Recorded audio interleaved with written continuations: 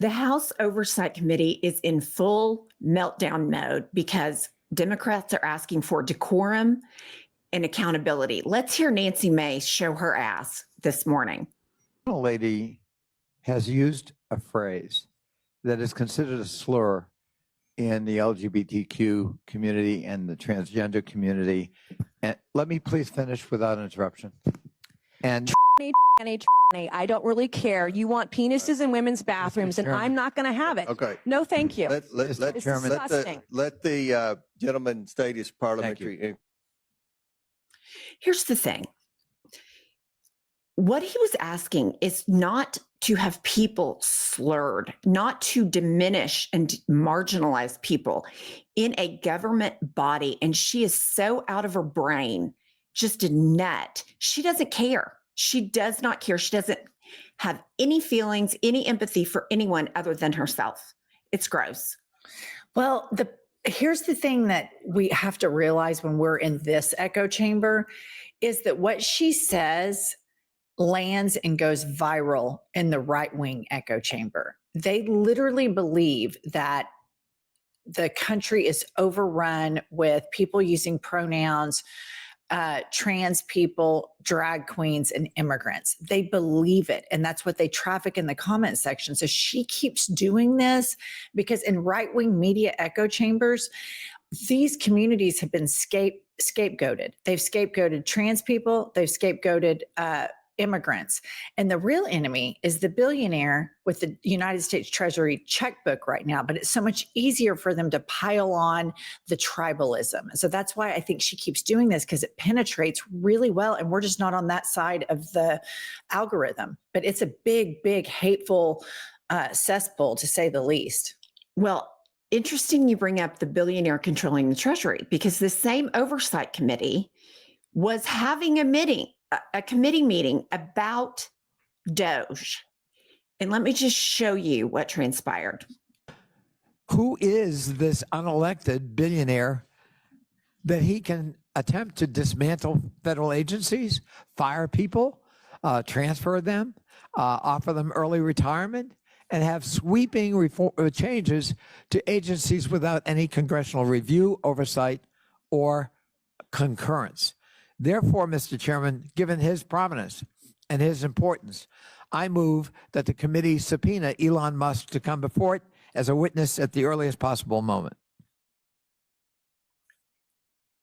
House erupts. The Republicans go bananas. They do not want Elon Musk to be accountable. Further, they have a vote, yay or nay. Who wants to bring him in, who doesn't?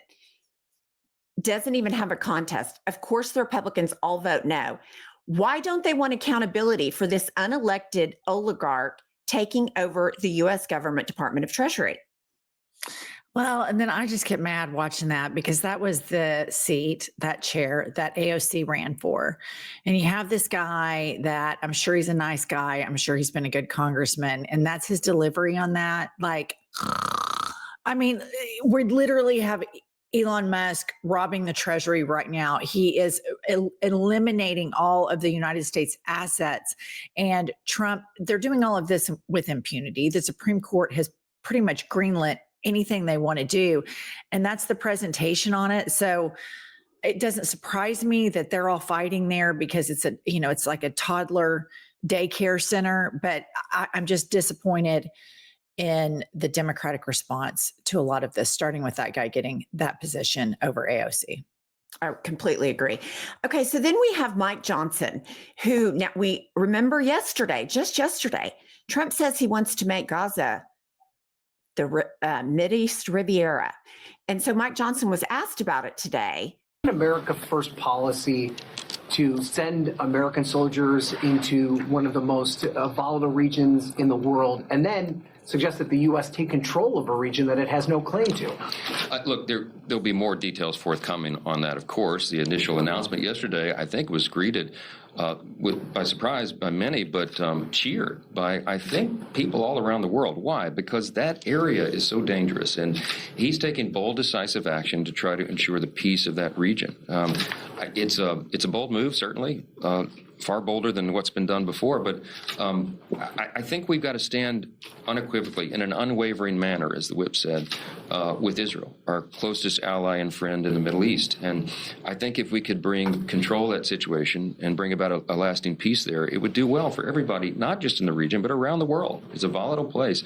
And I think the strong and decisive move is an important step in that regard. As was noted earlier, Prime Minister Netanyahu being the... Fine. Here's the deal. Trump says it, and instead of answering the question, how is putting America first, going over and invading Gaza and ethnically cleansing that region? Well, yes, it was met with surprise, but I mean, people were really happy about it. Were they? Was anybody happy about it? And why can't you stand up for what you have been saying as a member of Congress? You know, God, morals, because you are a hypocrite. You want to go in there. You don't care what Trump does as long as you get to be speaker and you have power. It is absolutely unbelievable that Moses Mike is he just thinks it's great. Well, do you remember that commercial when we were growing up in the 80s and it was like a skillet and they would say, this is your brain, and it showed the skillet, and then they cracked an egg and they said, this is your brain on drugs. Yeah. That is not only all of these politicians, but many in the American public. That is the perfect metaphor for what happens to the brain on MAGA. And you see it with the MAGA politicians. Look at Marco Rubio. He tweeted something like, make Gaza beautiful again. And he knows better. Yeah. And, the issue is that the Republicans govern with these little sound bites to a low information electorate, their base.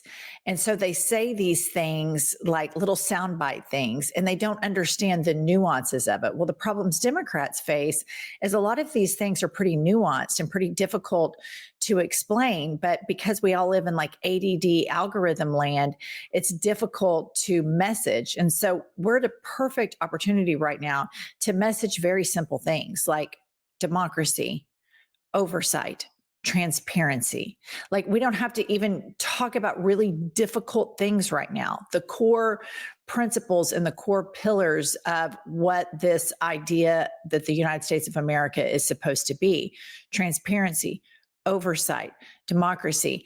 And, of course, it's the worst idea ever, because what he wants to do is build a bunch of Trump casinos in Gaza. He's created some wealth fund, Donald Trump has, and he wants the government to buy TikTok. He wants the government to build all these hotels and resorts in Gaza. Yeah. And here's Mike Johnson on Elon Musk's takeover at Treasury.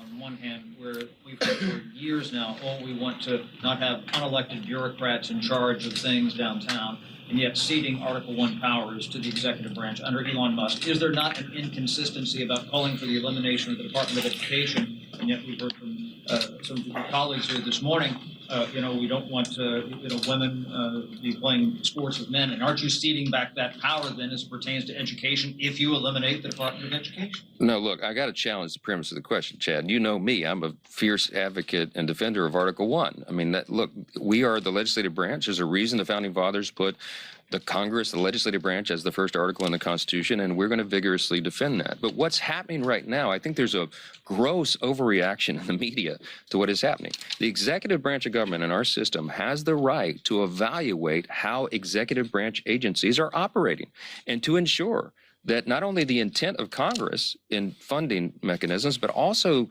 the stewardship of precious American taxpayer dollars is being handled well. That's what they're doing by putting a pause on some of these agencies and by evaluating them, by doing these internal audits. That is a long overdue, much welcome development. That's what the American people demand and deserve. And that's what's happening. So we don't see this as a threat to Article I at all. We see this as an active, engaged, committed executive branch authority doing what the executive branch should do. What I see is an unelected billionaire going in and stealing Americans' private information, having no transparency, no accountability on what he's doing, why he's doing it, who he's doing it with. And I know, having watched Trump for as long as I have, he could give two shits about what's going on and who's doing it. He wants a soundbite. He wants to own the libs. He wants to be petty. You know, maybe there's something he can hold over somebody. That's what he cares about. He is absolutely positively, this is not the executive branch taking a look. This is cold, hard takeover. I think illegal. I don't think there's any question. There have been reports surfacing that U.S. AID and another agency were investigating some legality of some of Elon Musk's movements or business dealings. And I'm sure that will develop more over the next few days. So it's interesting that that's the first thing that he closed down. But what needs to be messaged here by Democrats is very simple.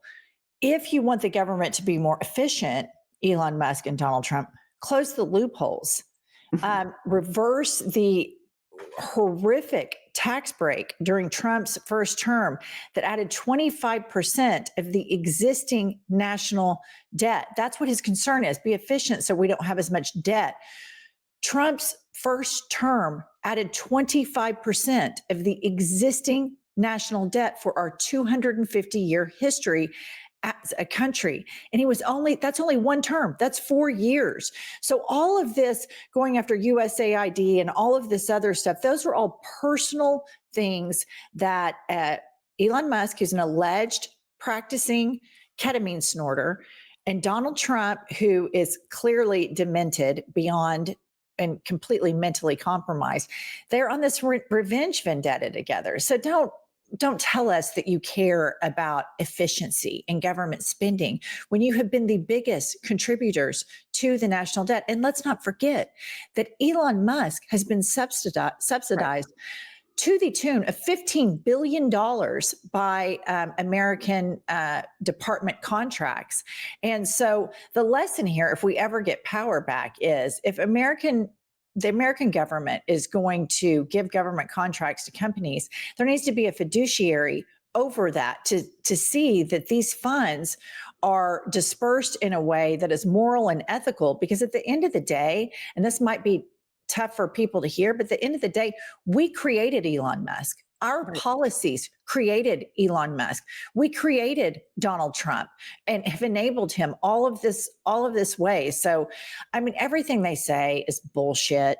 And but it goes back to that right-wing media echo chamber where they've scapegoated and they have all these people like hyped up on tribalism, scared of, trans people and drag queens and, drag queen immigrants that are running around doing all of these terrible things. I mean, the immigrant that I see that is the biggest threat on the planet, well, there's two of them, Rupert Murdoch and Elon Musk. I mean, that's the way I see it. I couldn't agree more. Elon Musk is one of the biggest threats that in my lifetime at 54 years old that I have seen to democracy. So keep coming here for the good news.